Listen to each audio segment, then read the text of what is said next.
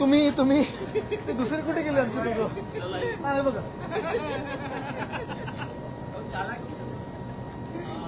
360 degrees news.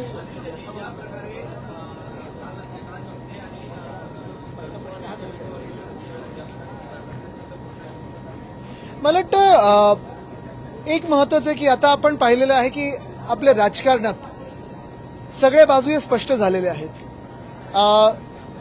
एकच महत्वाचं आहे की आता जनतेला आस आहे की जे महाराष्ट्र लुटत आहेत, जे महाराष्ट्रात भ्रष्ट आहेत, त्यांना कोणी थारा देणार नाही, त्यांना कोणी पाठिंबा देणार नाही.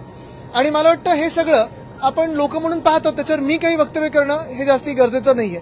पण एकच महत्वाचं आहे की काल आम्ही ज्या हॉस्पिटलला भेट देऊन आलो, डॉक्टर्सना भेटून आलो, नर्सना भेटून आलो, आमची भेट झाल्यानंतर रमेश म्हात्रेंना अटक तर झालेली आहे, पण त्यानंतर मला वाटतं अजूनही त्यांना हॉस्पिटलमध्येच ठेवलेलं आहे.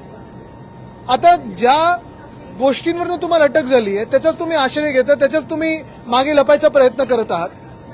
पण मग नेमकं गृह खातं किती याच्यावर कीन आहे, किती याच्यावर दबाव टाकून याला आत टाकण्यासाठी दबाव टाकत आहे, की इथे पण फेकनाथ बिंदेंचं फडणवीस साहेब ऐकणार आहेत, हे आता पुढच्या 1-2 दिवसात स्पष्ट होईल.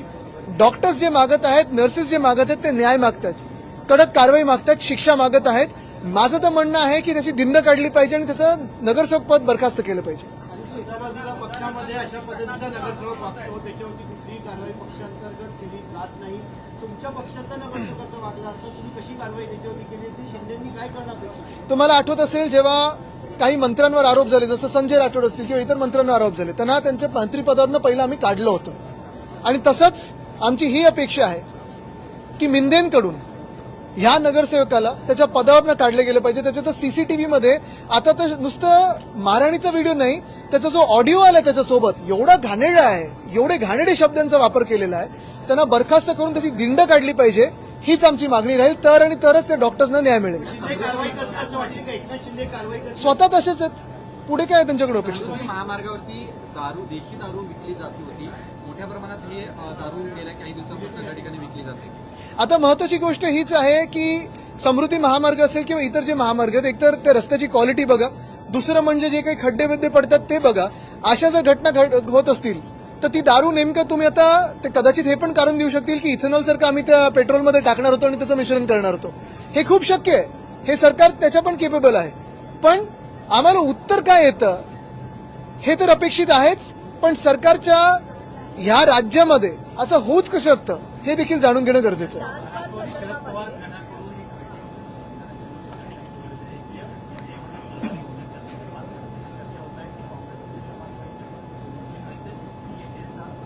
मला वाटतं तो आमचा प्रश्न नाही, तो त्यांचा प्रश्न आहे. पण आम्ही आमचं मत स्पष्टपणे परखडपणे मांडत असतो.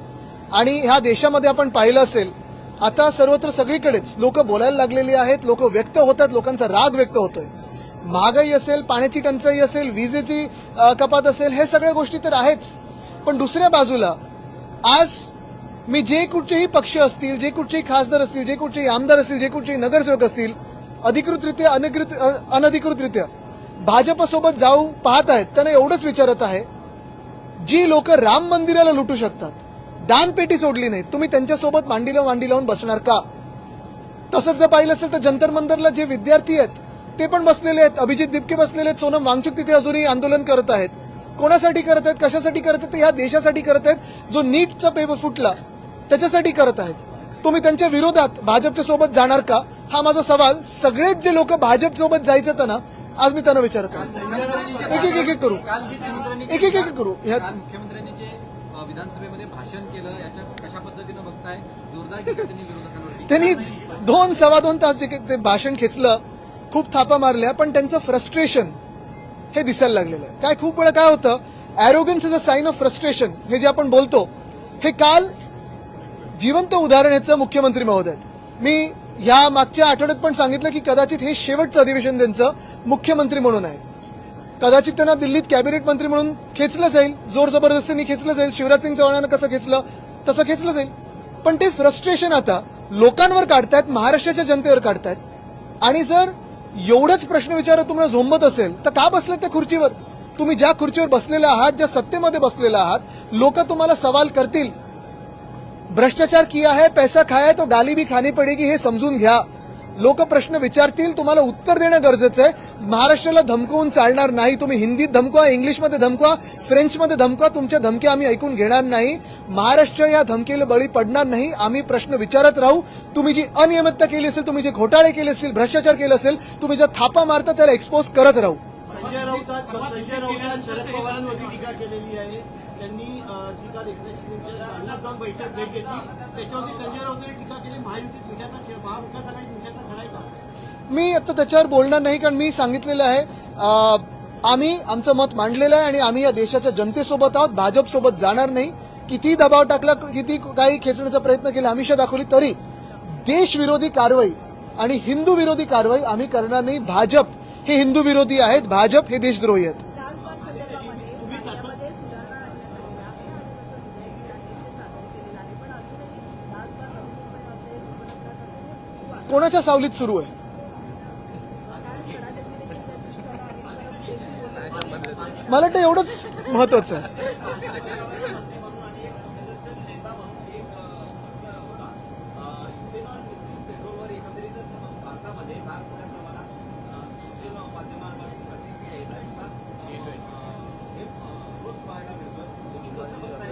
मी इथेनॉलबद्दल सातत्याने म्हणतच आहे की इथेनॉल, पहिली गोष्ट म्हणजे पर्यावरण वगैरे हे सगळं एका बाजूला, पण आपल्याला आठवत असेल तो व्हिडिओ, गडकरी साहेबच सांगत होते की इथेनॉल जेव्हा मिश्रण सुरू होईल तेव्हा 15 रुपये लिटर वगैरे पेट्रोल मिळेल. हा त्यांचाच व्हिडिओ आणि मग प्रश्न विचारल्यानंतर देशद्रोही.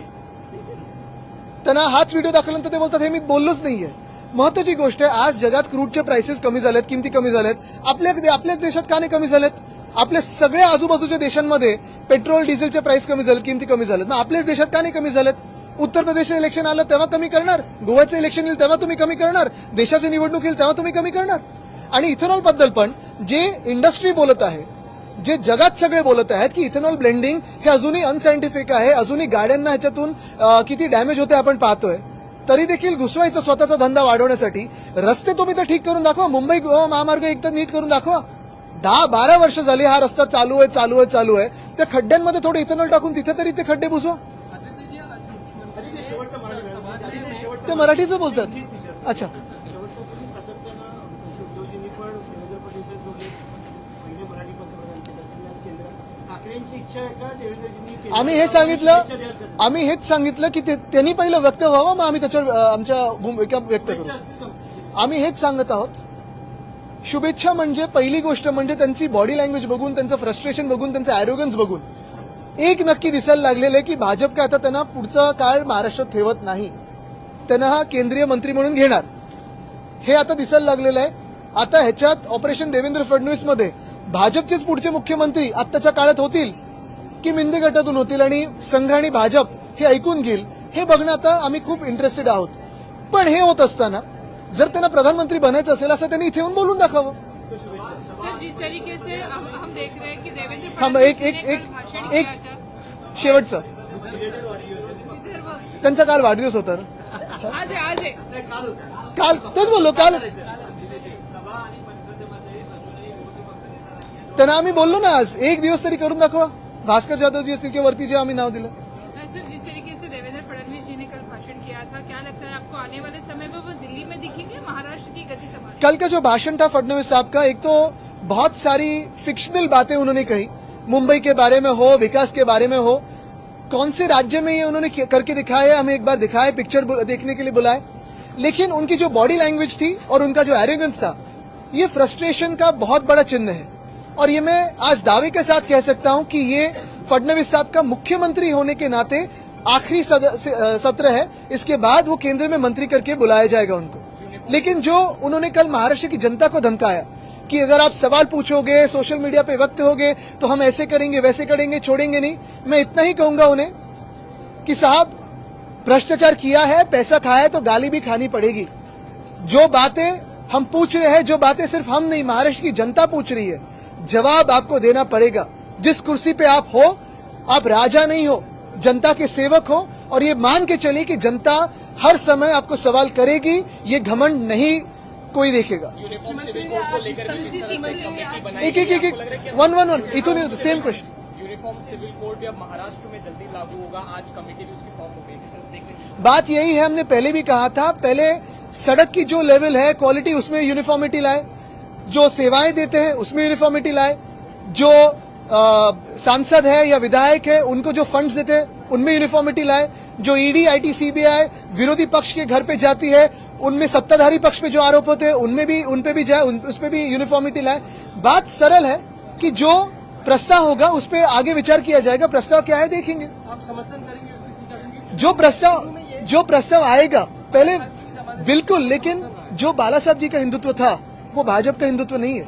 जो हमने राम मंदिर की मांग की थी, राम भक्तों के लिए की थी, इनके ट्रस्टी उसमें से पैसे खाए इसलिए नहीं है। और जो हर बात हमने की थी उसके खिलाफ भाजपा जा रही है, इसलिए जो प्रस्ताव आएगा उस पर विचार विमर्श किया जाएगा। दूसरा है कि कल शरद पवार जी आए विधानसभा में, उन्होंने बैठक की जो चुनाव का प्रश्न को लेकर की, एक नाथ शिंदे केबिन में चले गए, आपने विधायकों के साथ बातचीत कर ली। मुझे लगता है राउत साहब ने उसमें बयान दिया है। आप इसे किस तरीके से देखते हैं? मुझे लगता है राउत साहब ने उसमें बयान दिया है। राउत साहब ने बयान दिया है, लेकिन मैं यही आज कहना चाहूंगा कि जो भी भाजपा से हाथ मिलाएगा वो राम मंदिर जिन्होंने लूटा है उसको आशीर्वाद दे रहा है। कल अगर हम देखें तो केडीएमसी के पूरे प्रकार में आप भी वहां पे गए थे, उनकी अरेस्ट हुई है, लेकिन अभी तक जो म्हात्रे है वो अस्पताल में ही है। मुझे लगता है रमेश म्हात्रे को सिर्फ अरेस्ट नहीं तो उसकी परेड निकाली जाए और जो उनका नगर सेवक पद है वो बर्खास्त किया जाए। जैसे उन्होंने डॉक्टर्स पे, फिर महिला डॉक्टर हो, पुरुष डॉक्टर हो, नर्सेस हो, उन पे हाथ चलाया है, बहुत ही निंदनीय बात है। और आज दुर्भाग्यपूर्ण बात यही कि अरेस्ट के बाद आश्रय वो कहाँ ले रहे, कहाँ छुप रहे हैं, तो एक हॉस्पिटल में जाके छुप रहे हैं। यानी जो हंगामा किया वो एक हॉस्पिटल में, जाके छुप रहे दूसरे हॉस्पिटल में। हिम्मत होगी तो आओ, लोगों के सामने आओ, डॉक्टर्स के सामने आओ, माफी तो मांगना दूर, पहली बात तो आने की भी एक थोड़ी शर्म दिखाओ। पेट्रोल में इथेनॉल मिलाने की बात हो रही है, तो आप ये तो किसी का धंधा बढ़ाने की बात हो रही है। इथेनॉल ब्लेंडिंग जो है, आपको सभी को पता है कि पूरी इंडस्ट्री है, फिर सारे लोग हैं, जो जनता गाड़ियां इस्तेमाल कर रही है या सारी पेट्रोल के इंजन इस्तेमाल कर रही है, वो देख रहे हैं आपको कितना डैमेज हो रहा है। और ये डैमेज जनता का, डैमेज भारतीय नागरिकों का, और धंधा चले एक मंत्री और उनके बेटे का, ये कैसे चलेगी। जो मंत्री है उनका काम है सड़क बनाना, वो सड़क बन रही नहीं है और बिजनेस बढ़ाने में चले। एक बार हम बार बार देख रहे हैं कि खासकर शरद पवार को, तो आप एक बात कह रहे होते हो, उनकी राह कहीं और नजर आती है। हम इस देश की जनता के साथ है। हम जिन्होंने राम मंदिर को लूटा है उनके खिलाफ है। हम जिन्होंने नीट का पेपर फोड़ा है उनके खिलाफ है। हम इस देश में जो महंगाई बढ़ा रहे हैं उनके खिलाफ है, यानी भाजपा के खिलाफ है। इंग्लिश कुठे गेले त्यांना इथेच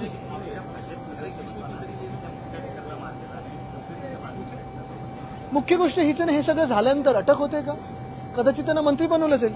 So what do you say about this KDMC hospital? Yesterday you saw, after my visit to the KDMC hospital and meeting the doctors and nurses, Ramesh Mhatre has been arrested. However, only arrest is not enough. After being arrested, he should be charged with the most heinous of the crime, which is beating up doctors and nurses. The other thing is he should be paraded and he should be disqualified from the post of the corporator. Eknath Shinde and the Home Department and Mr. Fadnavis are shielding Ramesh Mhatre by keeping him in another hospital. This is against the doctors and this is the against the interest of the nurses. Committee has formed for UCG. The Uniform Civil Code, of course, uniformity also has to come in first and foremost in the distribution of funds for development for MPs and MLAs. Uniformity has to come in the way the ED, IT, CBI sees all politicians. It only goes behind opposition politicians and tries to convert them to the BJP. Why not have uniformity in that first? And of course, as far as the Uniform Civil Code goes, let them present the bill and then we shall debate the merits of the bill. Mixing of ethanol and petrol. I think mixing of ethanol and petrol is only being done to promote the industry of a certain someone, a certain dynasty in this government. It is sad that lakhs and lakhs of Indians are being held hostage to promote the business interest of a certain dynasty. Chief Minister has given the statement for yesterday's missing link. What do you appreciate? Mr. Fadnavis, as the Chief Minister, is probably holding his position as Chief Minister for the last time in this session, after which he will be pulled in the Union Cabinet. The frustration is very clearly seen in his language. The arrogance is only a sign of his frustration. और इस आखिरी सवाल है कि कल जिस तरीके से आप लोग डिमांड कर रहे थे डिस्कशन की, अंतिम अटूट प्रस्ताव जिसको कहते हैं, कल आप लोग को परमिशन दी, आज मिली, आप लोग डिस्कशन में शामिल होंगे और कौन कौन बिल्कुल, आज तो हमने डिस्कशन के लिए लिया है ये मुद्दा, लेकिन अगर आप देखें तो ना सीएम उपस्थित है, ना DCM 1 उपस्थित है, ना DCM 2 उपस्थित है, ना कोई कैबिनेट मंत्री उपस्थित है।